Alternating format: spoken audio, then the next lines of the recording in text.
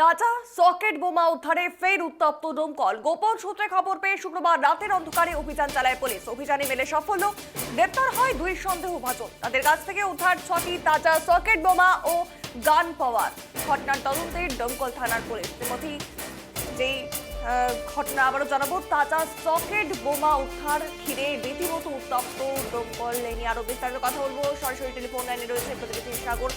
সাগর, ঠিক কিভাবে মিলল এই সাফল্য? পুলিশের তরফ থেকে আর কি জানা যাচ্ছে, বা তাদের কি উদ্দেশ্য ছিল?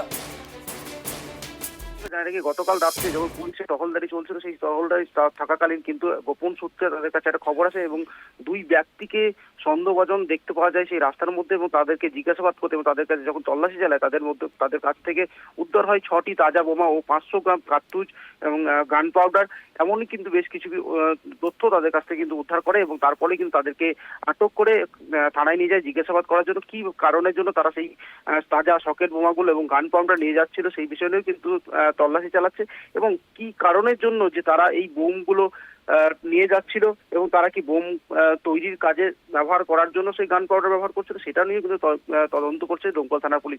তবে মুর্শিদাবাদের মধ্যে প্রায় দিনই কিন্তু আমরা দেখতে পাচ্ছি যে এরকম ভাবে বোমা উদ্ধার করার পাশাপাশি বোমা বিস্ফোরণ, কোথাও বোমা বাঁধতে গিয়ে বোম বিস্ফোরণে মানুষ মারা যাচ্ছে।